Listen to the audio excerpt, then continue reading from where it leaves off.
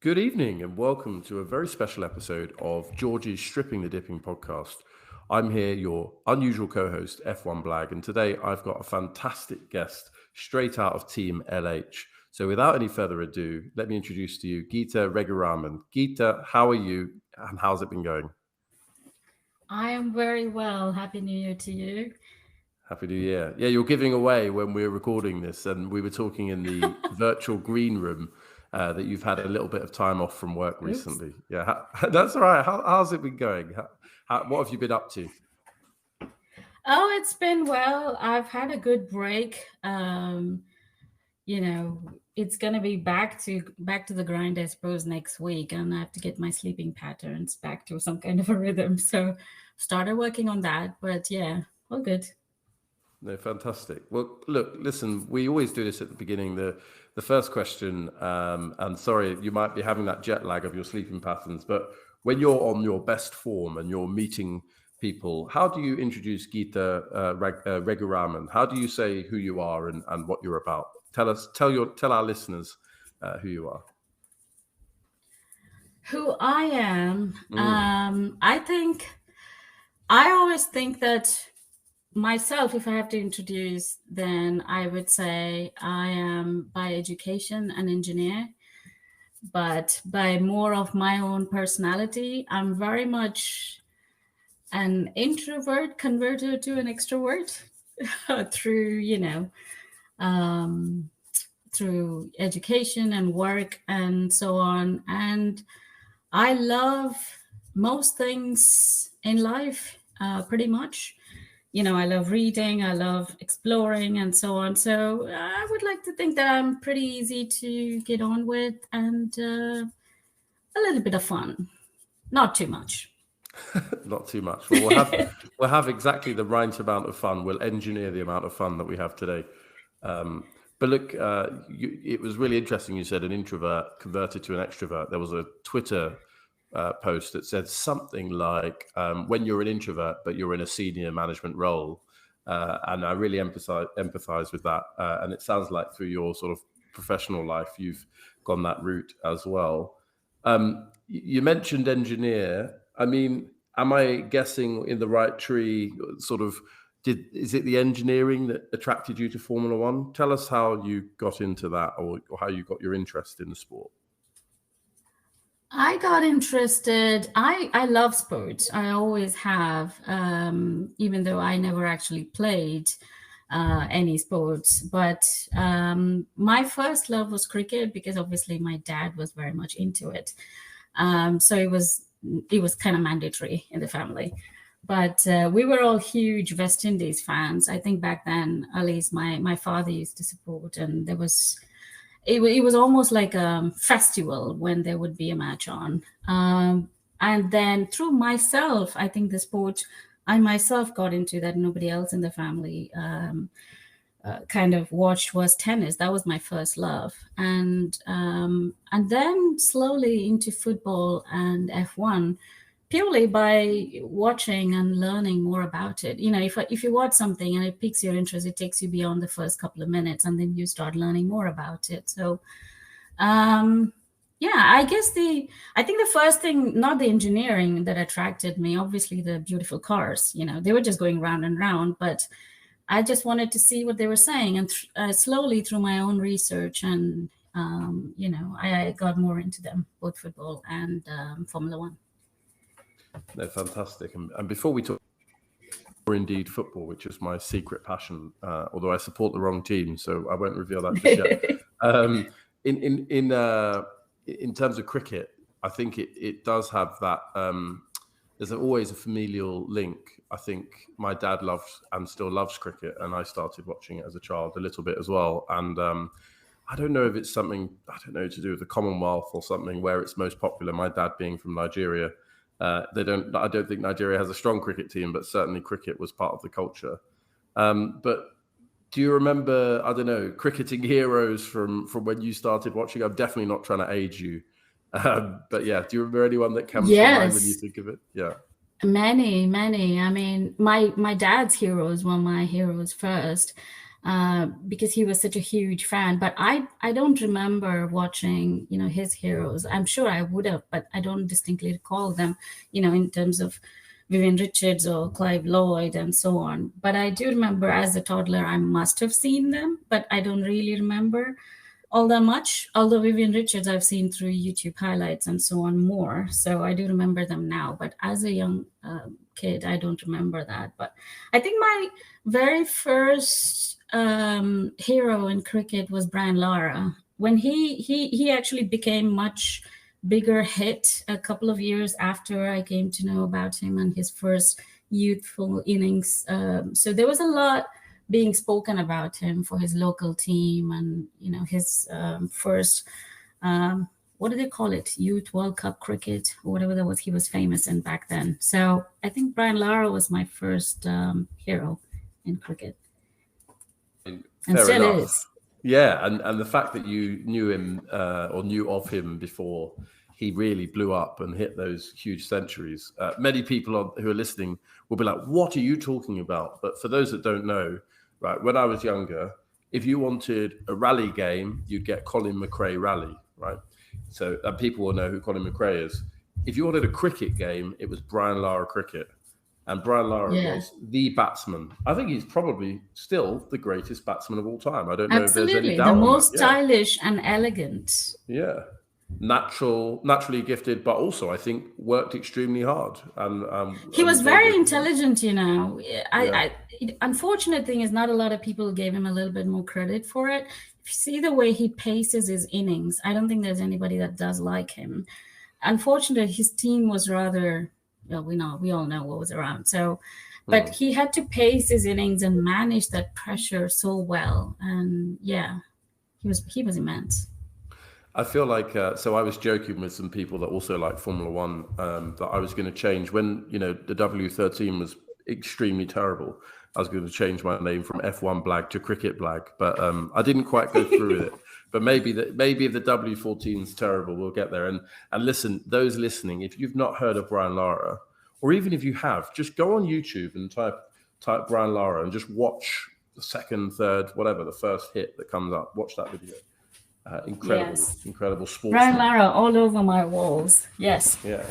Absolutely. And I didn't think we were going to start with Brian Lara. That's brilliant. Okay, that's a brilliant start. So you mentioned Formula One and you talked about the beautiful cars. I often ask this question: do you remember that first beautiful Formula One car that you saw? Do you remember the colours, or vaguely? Do you remember which car it was that you first saw and what season you got hooked? Let's say. I think I got properly hooked around, I want to say 97 or 96 season. But I first started watching, not every race maybe for the whole year, but around 94-ish, around that time.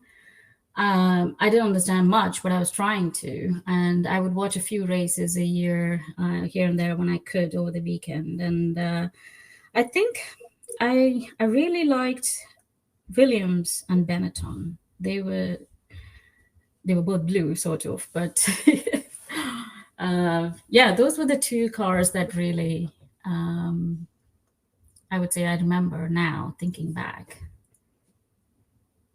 Yeah, I think we came into it at a similar era because I think many of us will remember that horrible day, even though I was a child, like 1st of May 1994, when unfortunately Ayrton Senna passed away, because it was on the news and it was big news. But yeah, like I think I probably started watching every race from about 1995, like without fail. And yeah, around that time, Williams, Renault, really at the front of the grid. Benetton had just, perhaps they had a big peak with Michael Schumacher. There was a lot of buzz around them, isn't there? I mean, we learned pretty much everything from the way the commentators explained. So yeah, I was learning through whatever the lens was.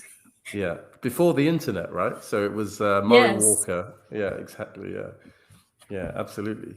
And I mean, we're here today, and it's interesting because lots of people accuse those that follow Lewis Hamilton as being Drive to Survive fans, or you've only just got into the sport. But we've probably been watching Formula One almost as long before Lewis Hamilton as perhaps after, maybe just a little bit more now after. So, did you have a favorite driver before 2007. I did. I mean, I was my first hero in F1 was Mika Hakkinen. I started watching, I think, in '97 onwards, a little bit more seriously, and those were the Michael Schumacher kind of. Michael Schumacher was everywhere, so I had to obviously pick somebody else that was not Michael Schumacher, and the beautiful McLaren, obviously. My first hero was Mika, and the year after he won the championship, it was brilliant. And that's interesting because I think McLaren almost came out of nowhere. Like people don't remember that basically McLaren went off the boil in about 1991. They won the championship. 92, the Williams just took over, and then there was a few seasons where McLaren had a Peugeot engine. It was terrible. McLaren built a car that was too small for Nigel Mansell, so on and so forth. They took a while with that Mercedes engine. So like when Hakkinen won in 98, that wasn't a slam dunk. He joined the team and was in the team when it was it was a surprise. Yeah, absolutely. You remember the West McLaren, was it called? It was a beautiful car.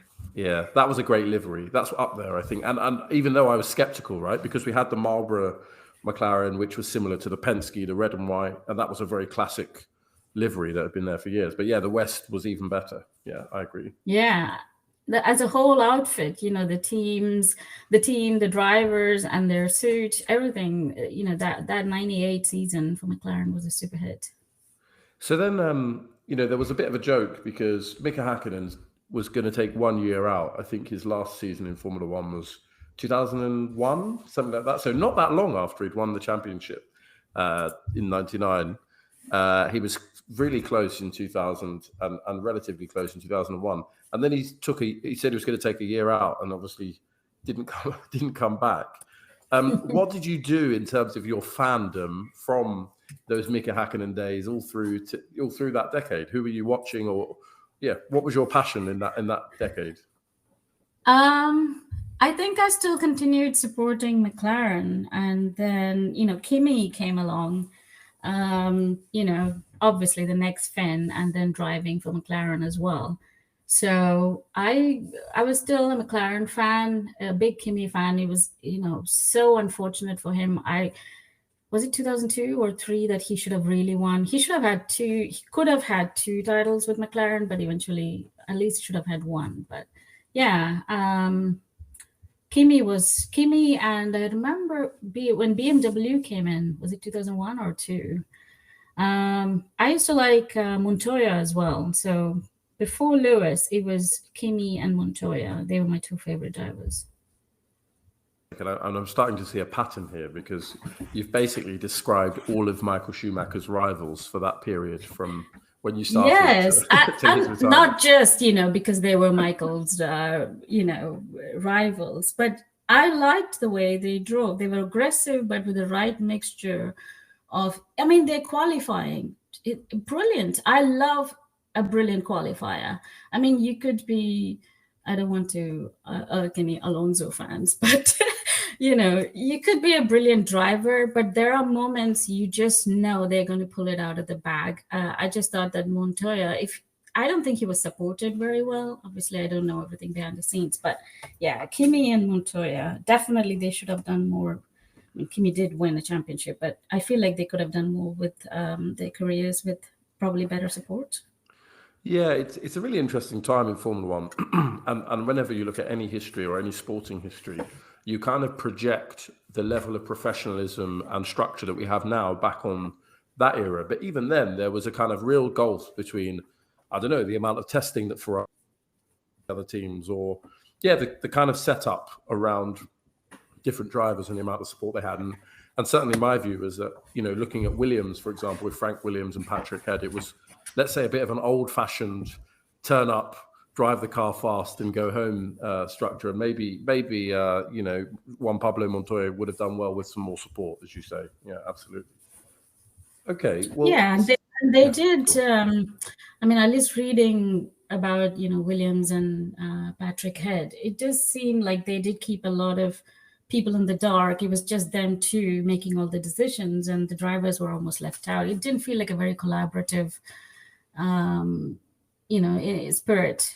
maybe that's how it was done back in those days. But yeah, it did feel like a little bit of collaboration between everybody else may have been better in terms of results. Who knows? Yeah, absolutely. I mean, there's no doubt that Juan Pablo Montoya and Kimi, of course, both huge talents, both natural and applied. And Montoya had come from Champ Car, it was called then, which is now we know it as IndyCar, and had won the first season that he'd been in by a long way. So, a bit like the Jacques Villeneuve route, I think they expected him to turn up and win, and he did get a lot of pole positions. But that car, I think, Yeah. the first few years with BMW was not reliable. So, yeah.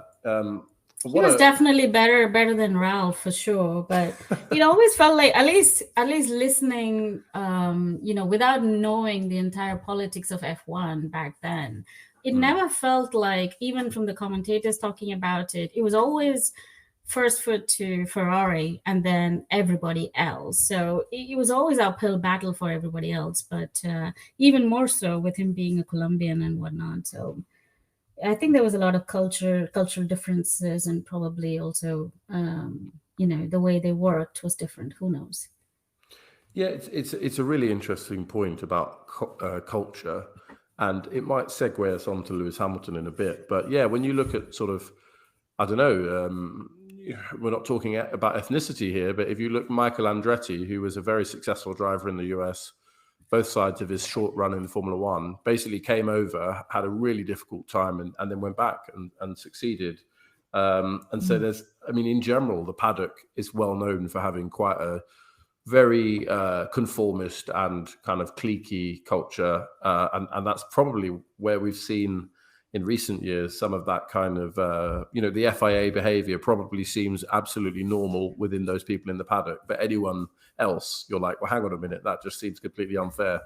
So yeah, it's a really fascinating era to have gotten into. It is. I mean, I suppose even for everybody needed to conform to something. It's just that if you're not a Western European, it was probably even more, shall we say. I mean, if you read through Niki Lauda's struggles when he was in the sport and even beyond in the sport, it shows you, even being an European and a white man, the kind of struggles he had to go through. So it's kind of universal, but it's even more, probably the gap is much bigger when it comes to a non-European, probably. Yeah, and you know what? I've always thought about Formula One. That there's this weird mix, because you've got individual athletes, so the drivers who have a huge amount of skill, and they do have a bearing on the results of a car. I mean, let's be polite to Valtteri Bottas, but if Lewis Hamilton hadn't been in the Mercedes in 2018 or 2019, then Mercedes could have been second or third in the constructors, and certainly wouldn't have won the championship. So, they do make a difference, but then equally there's this weird resentment where people want to be in the fastest car, absolutely. But then certain people, when they achieve, they either get blocked from getting into that car, or when they're in that car, their achievements are sort of denigrated or put down to the car. So, yeah, I agree. The culture can be quite resentful, for sure. Yeah. I mean, that happens pretty much in many sports as well. But at F1, it's just the number of people being so limited, I suppose, even more. Well, look, this is quite a serious conversation, but let's pause that, because I have a few games that Dens always lets us play. AMG Dens, who's the usual co-host of this show. I told you, a little bit of fun, not too much. A little bit of fun, not too much. Okay, no, I put you on edge now. There's not too much fun, I promise. So okay. This game is called Taxi, Dinner and Avoid. So it's a very PG version of another game that we won't mention on our airwaves. So you have to pick. Okay. As we've been talking about this era, you can have Formula One drivers from any era, including today's era, and you have to pick one to drive you to dinner, presumably because of their driving prowess, one to have dinner with, presumably because they're a fascinating person, and then finally one to completely avoid. So taxi, dinner, avoid. Any Formula One driver, who would you pick for each? Ooh, taxi driver, definitely somebody who would be a good conversationalist. So maybe Sebastian Vettel. Yeah. Dinner with. Yeah. I think Kimmy. He might probably loosen up and tell me more, answer more of my questions. I don't know. I'm You not sound like sure. you're going to Maybe Kimmy. interrogate him or something. Yeah. Well, I have a lot of questions, obviously. Not the whole cookie cutter. Oh, what is your favorite color? Not that kind of thing. But whatever comes to my mind, if I'm at liberty to ask, and if they do answer, why not? So maybe Kimmy. Avoid. I don't know. I would avoid anybody. Well, you're being very diplomatic. But if a less diplomatic bone in your body does arise in this episode, you're more than welcome to suddenly shout Max the name Verstappen. Max Verstappen. Definitely. There we go. Right. Definitely. The mood I'm in, definitely. Okay. And we're slowly simmering, and we're bringing it to the boil, and we'll talk about the current era in due course. But let me take the conversation off in a slightly different direction, because it strikes me that we're probably of a similar vintage, and got into Formula One at a similar time. I also got into football at a similar time. I don't know about you. And when I was a child, even though I lived very close to Tottenham Hotspur, which is, for my sins, my team, probably the most common merchandise, the most sort of available merchandise you could get was Manchester United. They were the club of the 1990s. They're absolutely huge, massive. So I know that you're a big Man United fan. Yes. When did you get into them? What was the era? Who do you remember playing at that time? Around the same time, actually, 94, 95. I didn't know much about Man United or any other team at all. It was actually my brother who wanted to watch. And he obviously needed somebody to watch with. Otherwise, the remote may be picked up by somebody else. He was too tiny. So I just gave him company so he could watch and learn as he was playing, I suppose. And, true to form, when I watch anything, I try to understand what's going on. And I think the very first game I remember properly watching, or we were actually, time being secured, oh, you need to be here, we need to watch this, was a Man United Liverpool game. I can't remember if it was 94 or 95 or something like that. I didn't know that they were rivals. I didn't know anything. I was just sitting there watching, and it was an atrocious game, full of fouls and it was full-blooded. And I was outraged. I felt that Liverpool were the team that were fouling more and getting away with it. And obviously I wanted to side with the other team that were like, I wouldn't say they were not fully going into the tackles, but I felt that they were more nicer. I don't know if that's the best way to put it, but the events of that game dictated that I started supporting them and starting to learn more about them. So it's really Liverpool's fault that I support United. Had they played better, maybe I would have supported them. Who knows? But yeah, that's how it started. I remember that era because as a child, personally, I didn't really understand Liverpool because I was slightly too young to remember the era where they won everything all the time. But they had this weird entitlement that they were meant to be the winners, but they kept finishing sort of fourth or something in the Premier League. But yeah, Man United were the real successful team. Although that season that you mentioned, I think they lost both the league and the FA Cup final. But there we go. I'm not trying to rub it in because you've won a lot more than us. And so obviously you watched that match, and it kind of made you sympathize with Man United. Are there any sort of major memories, any sort of favorite things that you think about when you think about your time as a Man United supporter? I only knew after I started to learn about who Man United is. In those days, internet used to have so limited information, just, one website that will have something, and videos will take forever to load and whatnot. So I only knew about the club, where they were, and so on, a little bit of the history about the Busby Babes and whatever else I could find. But on the team, I think my first hero, the only person I knew was David Beckham. But I think as I watched the games, he wasn't the one that grabbed my attention. It was actually Roy Keane.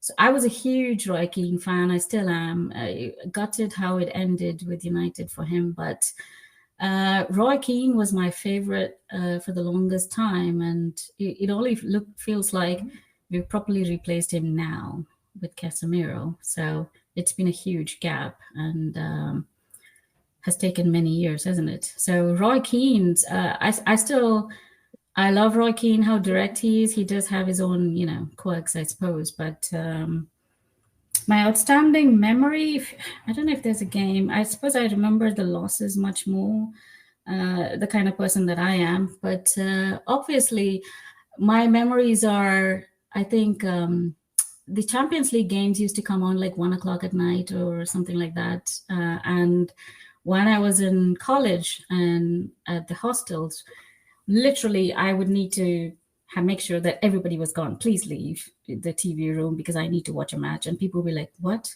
are you going to watch?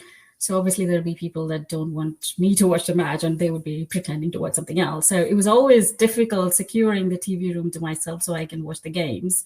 Those are memories that come back. So any win in a Champions League was always precious because it was hard to watch.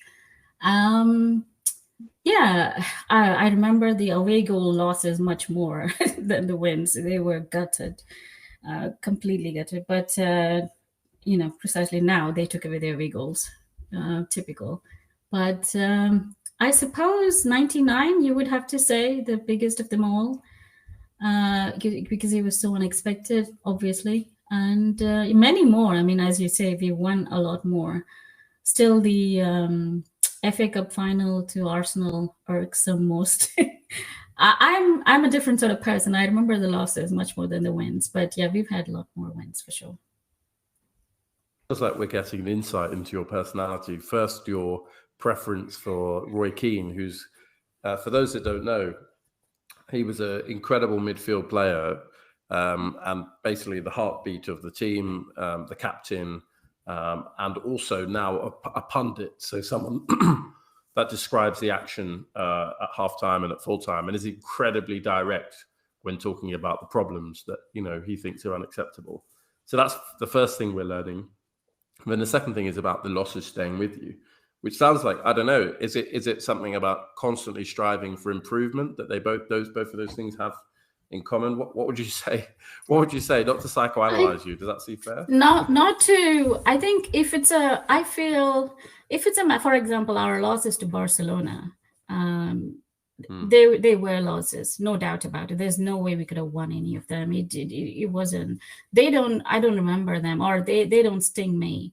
But I feel like the ones where we should have won, could have won, if it not for this referee decision or that miss or something like that, is what stays with me a little bit more than outright losses. They happen.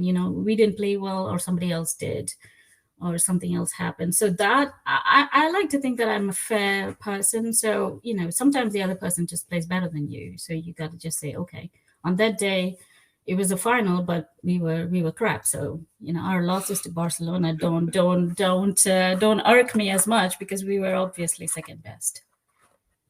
No, absolutely, and I think there's something there about worrying about what you can control, and when you're beaten by just a sublime performance by another team, there's not much you can do. But yeah, for sure. Yeah. If it's something that could have been within your grasp and you let it slip, that probably does sting more, as you say.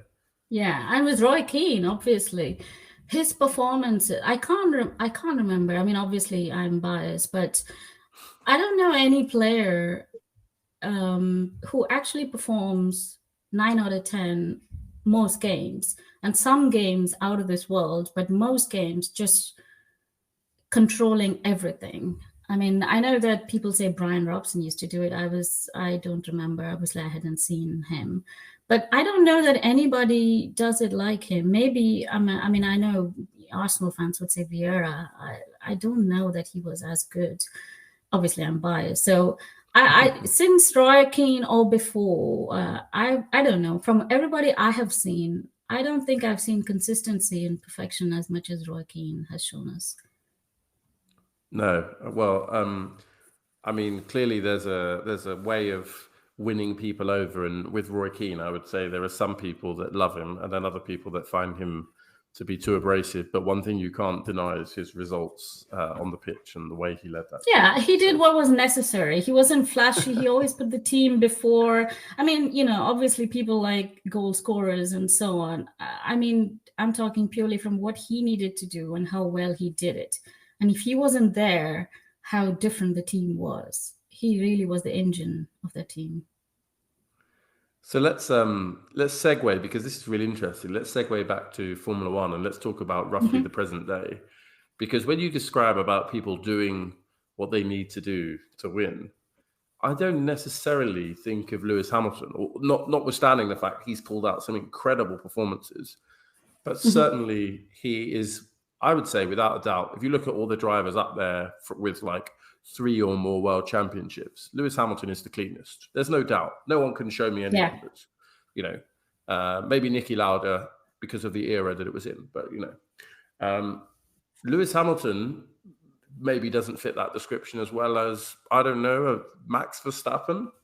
So tell me, not to provoke you too much, but what was it that drew you to Lewis Hamilton? Was it when he entered the sport? Was it something that grew over time? How did you become a member of Team LH? I think obviously this was before a lot of internet. So when people were talking about who was going to come into McLaren the next year, there were a few candidates, and I heard about the rumors of test driving, who had the fastest time and so on. There were, talks about him coming in, and, people were talking about potential future world champion and so on. So all of this was news filtering in, I suppose, as it happened in Britain. We got to know a lot, a little later, I suppose.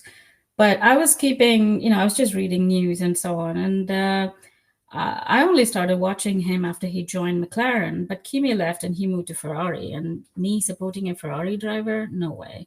So obviously, I was still a McLaren fan, and I started supporting Lewis.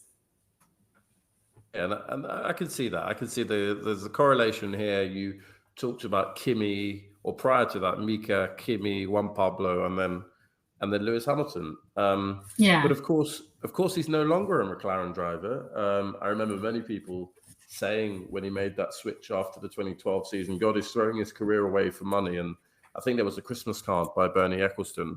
I don't know why he did that. That implied that Lewis was just after the money. Of course, he's proved everyone wrong and become the most successful driver of all time.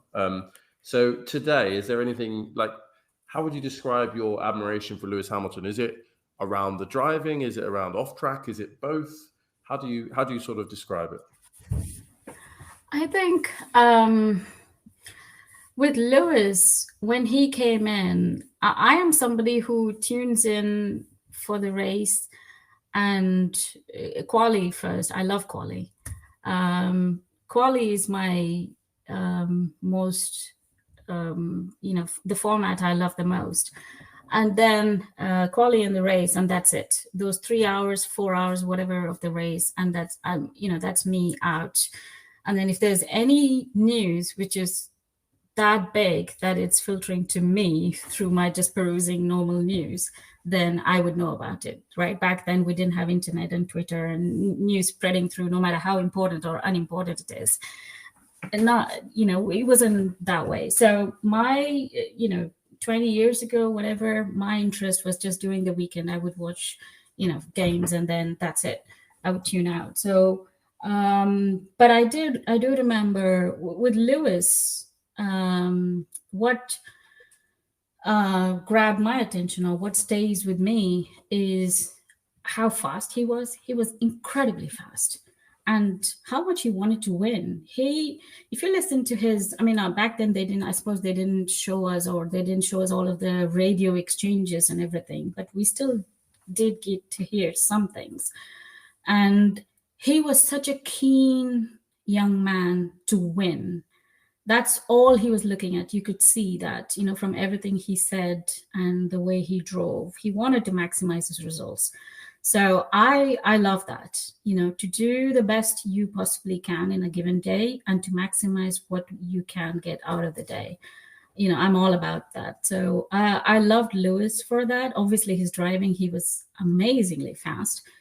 And he did have some, controversies back in the day, didn't he? He put some, stuff on Twitter about his some metrics or something. Like, I can't remember what he put out. Maybe it was the telemetry or something. So but I wasn't keeping up. I wasn't keeping up that much back in those days about it. So it was all about what they did over the weekend, and I would tune off.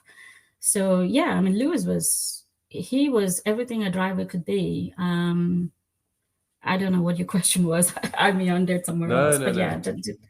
Describing your admiration, and that's really interesting. I mean, he's always been a great qualifier, and in recent years that's been less apparent. But I'm convinced that basically because he wants to win, he sets the car up for Sunday, and he's so good that he can, basically lean the car towards race trim, and still compete, which then gives him a ridiculous advantage in terms of tyre preservation, in terms of race pace on a Sunday. And you can see the comparator where with Valtteri Bottas, sometimes Bottas might get him in qualifying. It would be quite close. But that's because Lewis was basically trying to get as close to Bottas as possible. And then, therefore, he'd get the maximum benefit on a Sunday. I don't know if you think that. And yeah, his intelligence is what really does it for me. And I think that's more, he's evolved into that now. If you go back to his McLaren days, or even, before 2010, he was, the other thing I should say about Lewis was, I really like to see sports, men and women say what they think at the time. And those who are expressive, and those that are able to explain, either the jubilation or the disappointment or whatever the case may be, rather than like a cut paste answer. I'm looking forward to this, or blah, blah, blah. You guys have been great. Okay, we've heard it like a million times. So the thing that I would say about Lewis was always how well he would speak, but explain what his rationale was. Nobody, I don't know if you think, not a lot of people would go into detail. Maybe Michael Schumacher and Mika might back in the day. When they explain things, not a lot of people would explain what they were thinking, Lewis was very candid. He's not as much now. But Lewis, when he started, even, pre-Mercedes and also first few years, he was very candid in explaining his thoughts about the strategy or his setup or what he wants to do. Even when on a Saturday or something before the race, when they ask him what his plan was, he would be very candid as much as he can. So I quite like that in a person, to say, to be able to explain, because as a viewer, not everybody gets to research everything. So the 3-4 hours we spend on a race weekend, learning as much as you can what they're thinking is really precious, and I appreciate that. Yeah, I appreciate the candor, and you mentioned he's sort of slightly less in that way, maybe in a sporting way, less like that nowadays. He's been outspoken on political and sort of human rights issues. I wonder if it's because of the experience, particularly with social media. He does attract a lot of hate, and a lot of criticism, which may have blunted his desire to be as forthright when it comes to the sport in particular. I don't know if that's just a theory of mine. No, it's definitely true. I mean, the way the world is, anything you say or don't say, or how you look, how you speak, the tone of your voice, anything about you, some people like them, some people don't like them, some people hate them. There's just so much extremes, and I don't suppose it's just now. It's probably always existed. We probably know more about it now that with social media, and we see more and more comments. We never used to speak to as many people as we do now, do we? I mean, back in the days it was just telephone and whatever. So I was watching the Adelaide tennis tournaments yesterday a little bit, and if you see the comments on the side or what people are talking about, people are just talking about, how this person looks or how flat XYZs or whatever. So you can get hated for anything. So I don't read about that a lot. It's just a pure waste of time. People might like the way he looks. Some people may not like the way he looks. People might like the way he sounds, does not like it. So it's just very irrational, I find. You should be allowed to, his life, his background, his parents, is everything about his life decides what kind of person he is.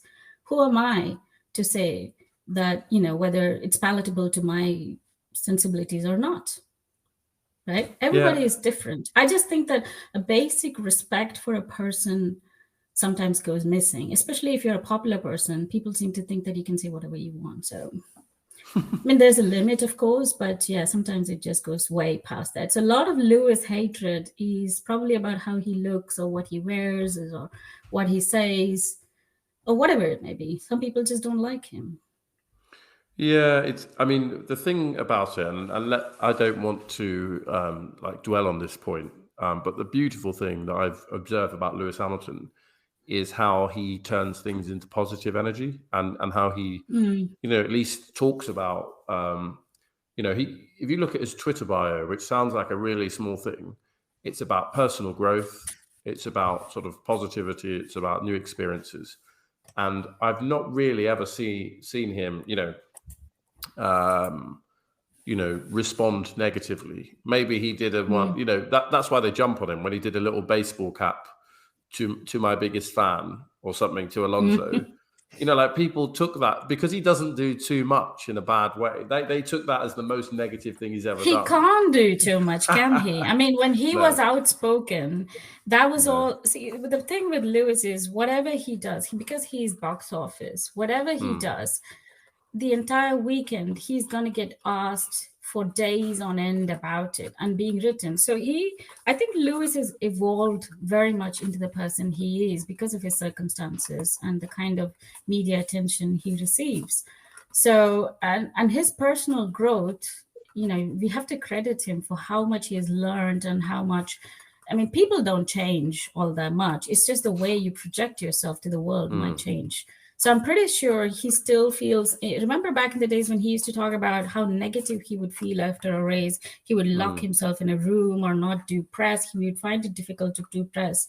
I like that about a sports person. I mean, losses are hard.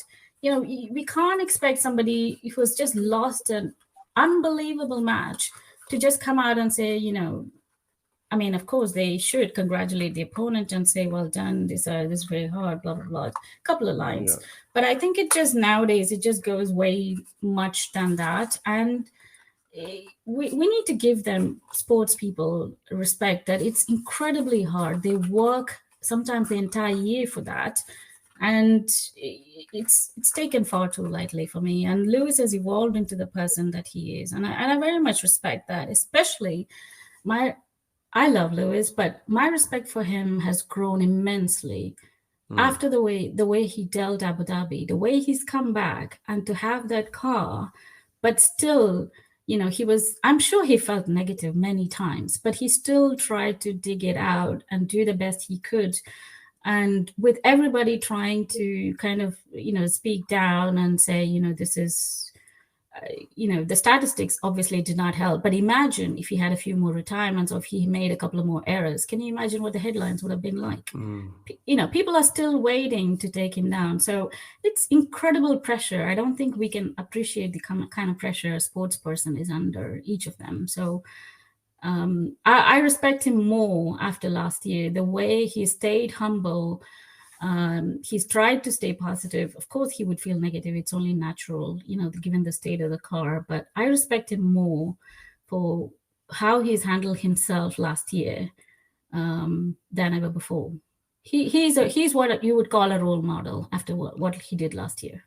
No, I agree because, there's a couple of things. One, Abu Dhabi 2021, he'd put together perhaps the greatest ever run, I would say, in Formula One history. So by that, I mean, you start, I think it was Mexico Grand Prix. Basically, they qualified well, and then they didn't win the race. They just didn't have the pace, that high altitude and so on. And it looked like the title was over. And then he said, it's not over. It's not over. Yeah. And then he went Brazil. We don't even need to go through that, but he was basically 25th on the grid and won the race, even though when he was overtaking for the lead, he got driven to the airport off the track. He did Qatar the first time there, and he qualified by, a decent margin and just drove off into the distance.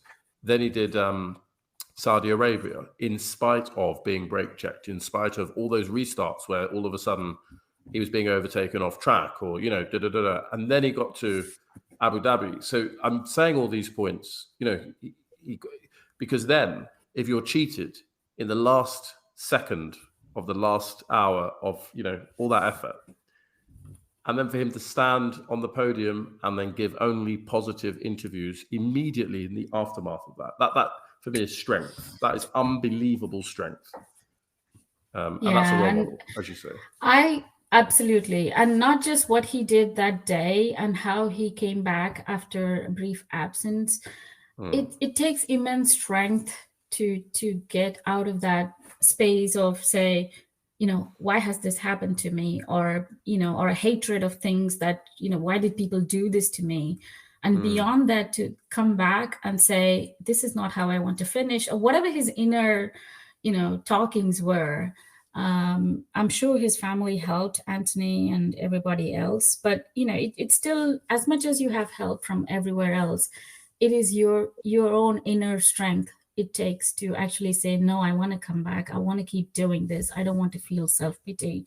And to come back with that car and for the whole year, not to blame the team or just keep working at it, the lack of entitlement he showed, that it feels when he got up, he's like, oh, this feels like a first win. I'm so happy today after this. It's just third, but it feels happy. What kind of a 7-time world champion do you think would say such things? Can you imagine anybody else, not dissing other people, saying, oh, take the Ronaldo interview. I'm entitled. I am this. I am this. Everybody just thinks that I have the talent and everybody else should be supporting me. But here's Lewis with so much, background that's happened. And he came back, and with that car, he did not blame anyone. He just said, all right, I'm getting back to work. I'm doing the best I can.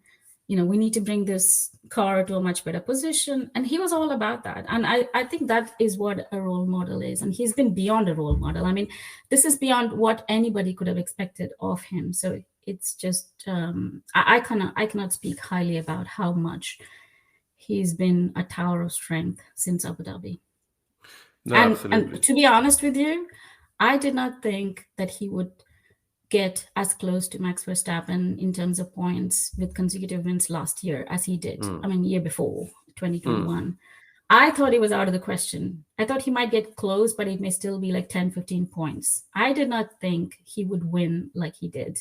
That was, if Hollywood even made a movie, it would not come close. So, but it was just I still kept thinking after the race, it was numb. Like, this is not right. This is plain cheating. I thought they will reverse the decision. It will change. The stewards will change.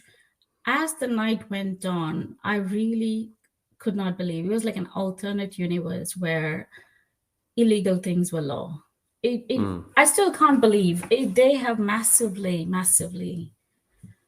There are no words to explain. I'm still not over it. So I can imagine when I say I'm not over it, because I like to see fairness win, and it was not fair. It was not legal. And to think that everybody, for whatever reason, they did not even explain the reason. And I don't agree with that human error. Oh yeah, Michael Massey could not count how many. Yes, he was counting with his fingers, was he? And he had only 4 fingers in his hands. I just don't agree with that. That was cheating, whatever the names we can think of. It was everything and more, and it should have never happened. And for people to actually say, oh, if only they made a pit stop, blah blah blah, it's just unbelievable. It shows the worst of humanity for me.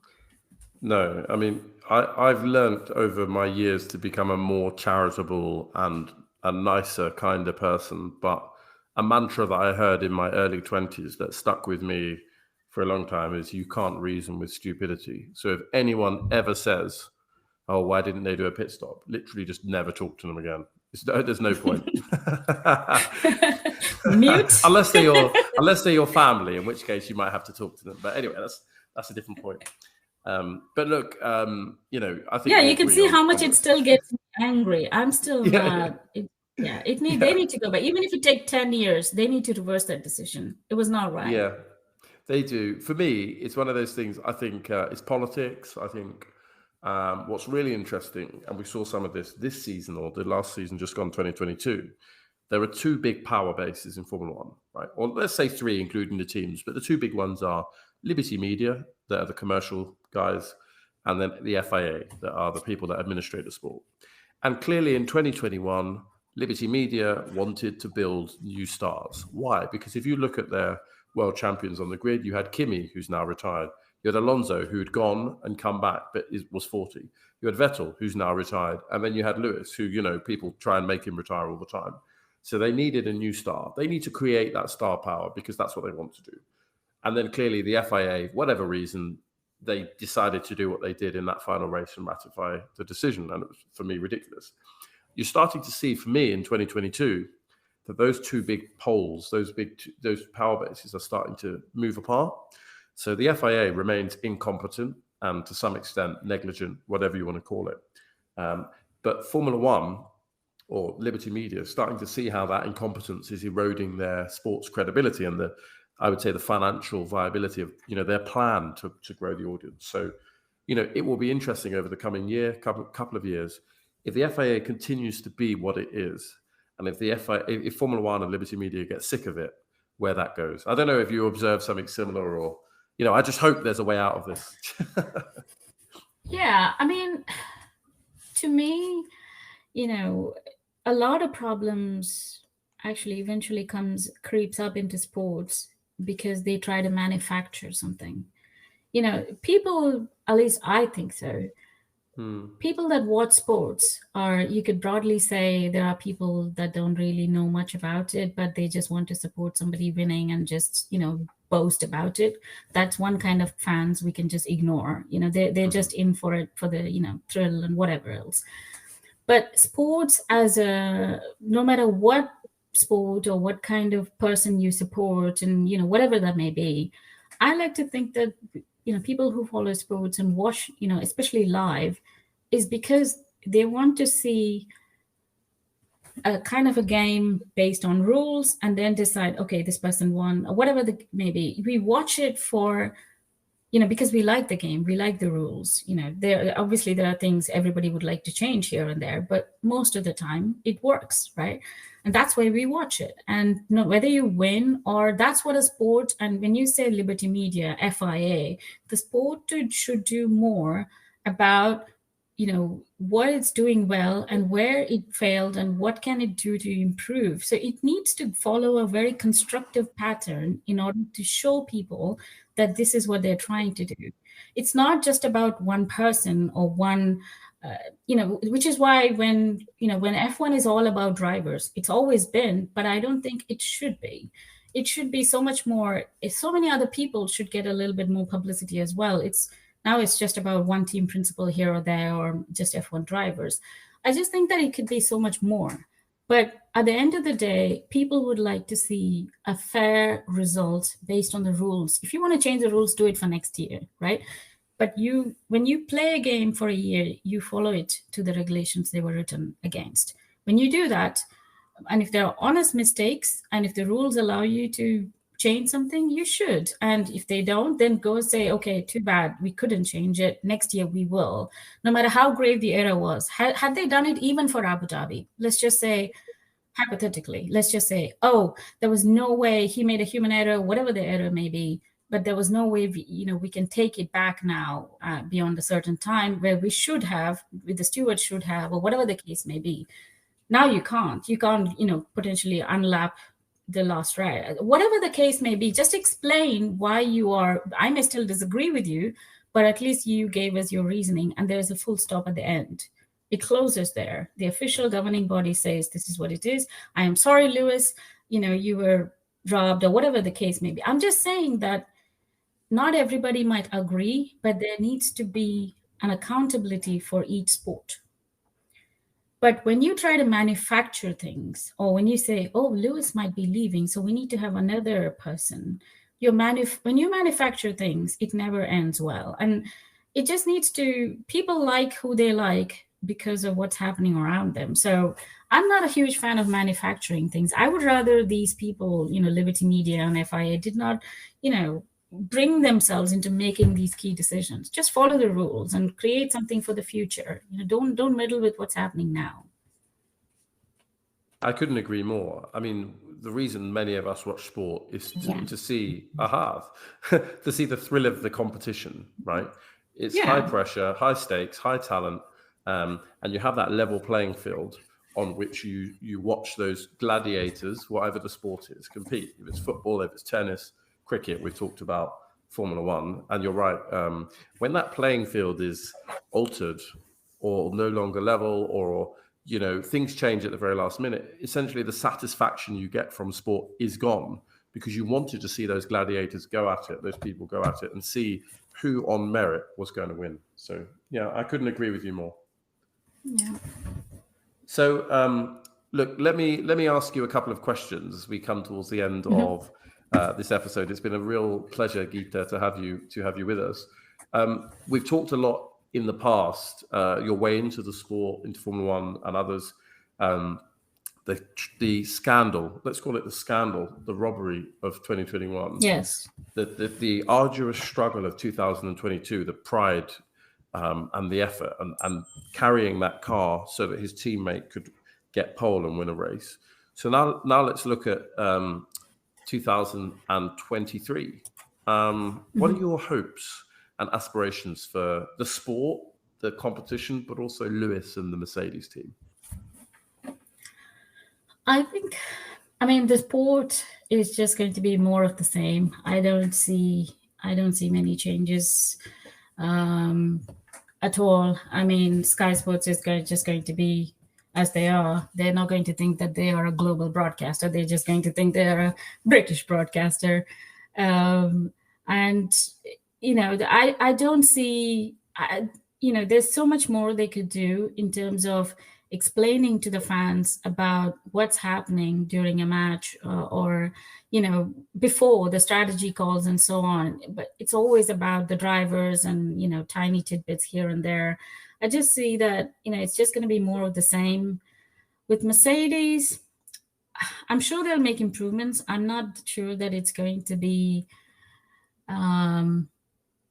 whether there's enough to bridge the 10 months they potentially lost in terms of car development to Red Bull, unless, Red Bull may decide to have done something and which didn't work for them. So it may be close, but if W14 is as close in performance to RB19 at the start of the season, I think that will be a job well done for the Mercedes team.